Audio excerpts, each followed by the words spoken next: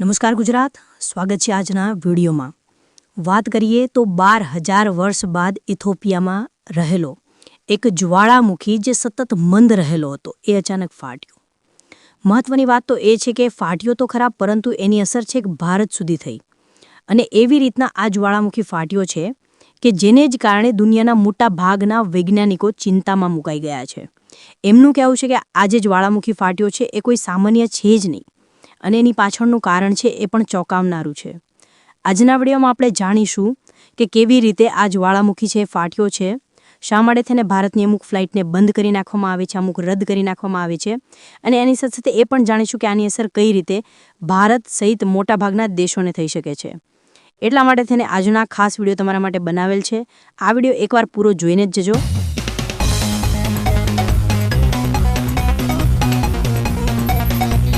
ઇથોપિયામાં એક જ્વાળામુખી અચાનક જ ફાટ્યો, એની અસર દિલ્હી સુધી થઈ. મહત્વનું તો એ છે કે ઇથોપિયામાં જે જ્વાળામુખી ફાટ્યો ને એ બાદ એના ધુવાણા લગભગ 15 કિલોમીટર ઉપર સુધી પહોંચ્યા હતા, અને એની રાખ છેક દિલ્હી સુધી પહોંચી. દિલ્હીની અંદર વાત કરી રહ્યા છે, પરંતુ એની સાથે સાથે આગળ જઈને આજે રાખ છે યમન અને ઓમાન સુધી પહોંચવાની પણ પૂરેપૂરી શક્યતાઓ છે. આ રાખના વાદળ લગભગ 130 કિલોમીટર પ્રતિ કલાકની ઝડપે ઉત્તર પશ્ચિમ ભારત તરફ આગળ વધી રહ્યા છે. હવે માત્ર દિલ્હીમાં જ નહીં, પરંતુ આની અસરથી ગુજરાત સુધી પણ થવાની પૂરેપૂરી શક્યતાઓ છે.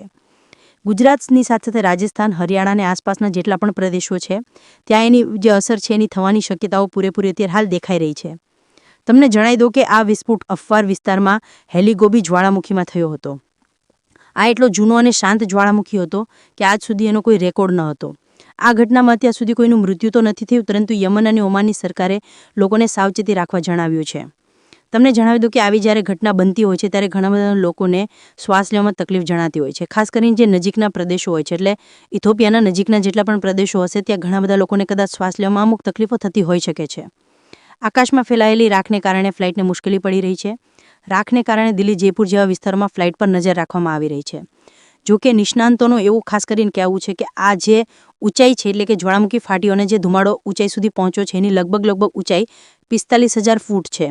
એટલે સામાન્ય રીતે જે નીચેના માણસો છે, એટલે કે જમીન ઉપર રહેલા જેટલા પણ પ્રાણીઓ છે, પક્ષીઓ છે, અને એની સાથે સાથે જે મનુષ્ય છે એને આની અસર થવાની શક્યતાઓ લગભગ ઓછી માનવામાં આવી રહી છે. હાલ પૂરતો મંગળવારે અને બુધવારે સવારે સૂર્યોદય સમયે આકાશ થોડું વિચિત્ર અને રંગબેરંગી દેખાઈ શકે છે. અને બીજી બાજુ DGCA પણ ખાસ કરીને ફ્લાઇટને અને ફ્લાઇટની કંપનીઓને ખાસ કરીને અમુક નિર્દેશ પણ આપી દીધા છે, જેથી આગળના સમયમાં કોઈપણ પ્રકારના પેસેન્જરને અને એની સાથે સાથે ફ્લાઇટને નુકસાન ન થાય અને કોઈનું જીવ ન જાય. DCGએ કહ્યું છે કે એરલાઇન્સે રાખવાળા વિસ્તારો પર ઉડાન ન ભરી ફ્લાઇટનો રૂટ અને પ્લાનિંગ બદલી નાખો, અને જો કોઈ ફ્લાઇટ રાખને સ્પર્શે છે તો તરત જ એની જાણ કરવી પડશે. આ સાથે મુંબઈ એરપોર્ટે તો ખાસ કરીને લોકોને પણ એવું કહેલું છે કે તમે જ્યારે ફ્લાઇટ માટે ઘરથી બહાર નીકળો તો એક વખત ન્યૂઝ અને આની સાથે સાથે અપડેટો પર ખાસ કરીને નજર રાખી લેવી. આકાશ આયરે જણાવ્યું છે કે 24 અને 25 નવેમ્બરની જેદ્દા, કુવૈત અને અબુધાબીની જે ફ્લાઇટ હતી એને રદ કરી નાખવામાં આવી છે.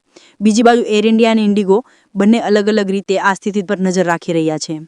હવે એક વખત આ જ્વાળામુખી ફાટી ગયો છે, એ ન્યૂઝો તમારા સુધી પહોંચી ગયા છે, પરંતુ આની અંદરથી સલ્ફર ડાયોક્સાઇડ નામનો જે વાયુ છે એ નીકળ્યો છે. તમને જણાવી દઉં કે સલ્ફર ડાયોક્સાઇડ કોઈ સામાન્ય નથી. એ માણસના શરીરની અંદર જાય તો માણસને તો નુકસાન કરે જ છે, પરંતુ એની સાથે સાથે પર્યાવરણ છે એની ઉપર પણ એની ગંભીર અસર થતી હોય છે. અને લાંબા સુધી જો આ વાયુ એટલે કે સલ્ફર ડાયોક્સાઇડને લેવામાં આવે છે તો લોકોનું મૃત્યુ પણ થઈ શકે છે. હવે મહત્વનો પ્રશ્ન કે આ જ્વાળામુખી ફાટ્યો તો ફાટ્યો કઈ રીતના? હેલિગોબી અફવાર રિફ્ટનો એક ભાગ છે. આ એક એવો વિસ્તાર છે કે જ્યાં પૃથ્વીની ટેક્ટોનિક પ્લેટો સતત ખસી રહી છે. આ ક્ષેત્રના અન્ય જ્વાળામુખી જેમ કે એટાઇલને પહેલેથી સતત મોનિટર કરવામાં આવી રહી છે. આવી સ્થિતિમાં હેલિગોબીનું અચાનક સક્રિય પ્રશ્ન પર ઊભો કરે છે. આ જે જ્વાળામુખી છે એ સૌથી પહેલાં તો કેવી રીતના ફાટે છે?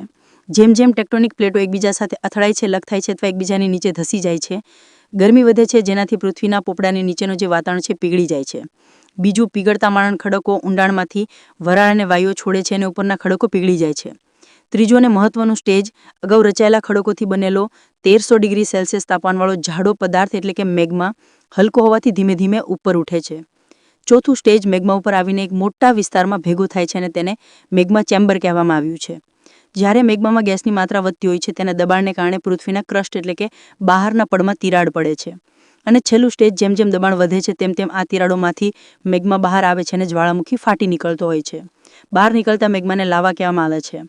અમુક ન્યૂઝો એમ પણ કહે છે કે આગળના સમયમાં આ જ્વાળામુખી ફાટવાને કારણે દુનિયામાં હિમયુગની પણ શરૂઆત થઈ શકે છે. ત્યારે હવે આ જે ખતરો સામે આવ્યો છે, આશા રાખીએ કે આ જે ખતરો છે એ ટૂંક સમયની અંદર જ પતી જાય, ખતમ થઈ જાય અને આપણે બધાને શાંતિ મળે.